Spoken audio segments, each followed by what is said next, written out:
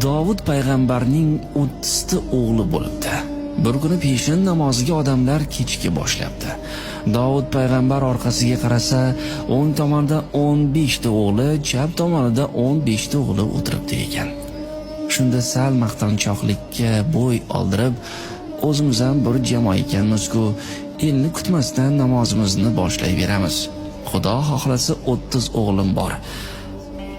Haq dinni butun elga o'zim yetkazaman degan o'y kelib, namozni boshlab ketibdi. Xudoga Davud payg'ambarning bu ishi yoqmadi. Davud payg'ambar namoz vaqtida assalomu alaykum va rahmatulloh deb o'ng tomonga salom berganda 15 ta o'g'li jon topshirdi. Chap tomonga salom berganda qolgan 15 ta o'g'li bandalikni bajo keltirdi. Xatosini uqqan Davud payg'ambar ko'z yoshlarini daryo qilib Yaratgandan kechirim so'radi. Rahmi cheksiz Alloh 30 ta o'g'lingni qaytarib beraymi yo 30 ni o'rnini bosadigan bitta o'g'il beraymi deb so'radi. Sening amring ikki bo'lmaydi.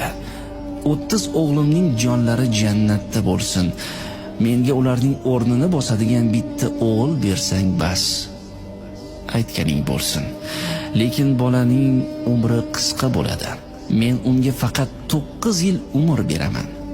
Mayli, shunisiga ham shukr deb Davud payg'ambar kelasi yil o'g'il ko'radi. U bolaning ismi Sulaymon edi.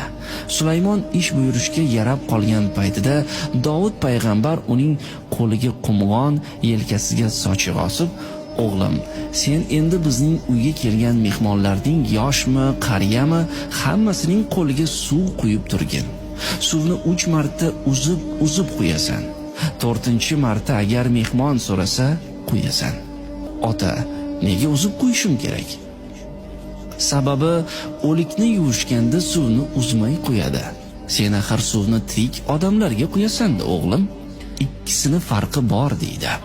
Davud payg'ambarga kelgan yosh qarining hammasi suv quyib turgan Sulaymonga yuzga kir, bolam, qo'ling dard ko'rmasin, katta olim bo'lgin, podsho bo'lgin, umring uzoq, rizqing butun bo'lsin deb rahmatlar aytardi. Bir kuni Sulaymon 9 yoshga to'ldi.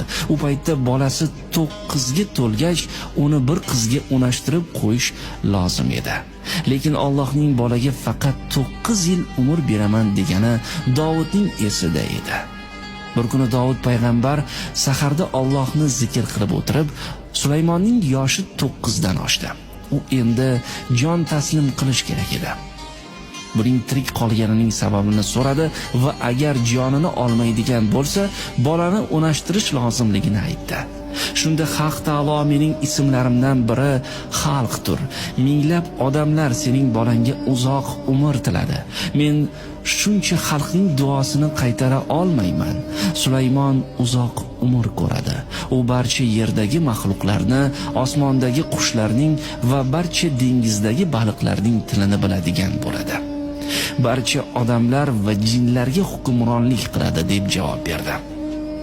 Ana shundan boshlab yosh bolalar qariyalarning duosini olsin deb xudoiy marosimlarda, to'ylarda ularga suv quydirib qo'yadigan urf-odat paydo bo'libdi. Shuning uchun azizlar, bu urf-odatlarimizni davom ettiraylik. Kranda suv oqib turibdi, yuvishaveradi, obdastani nima keragi bor demaylik. Bu urf-odatlarimizning fayzi, barakasi boshqa. Albatta, bobolarning qo'liga suv quyib, duosini olib o'sadigan bo'lsa, bolalarimizning umri uzoq va rizqlari butun bo'lishiga ishonchimiz komil.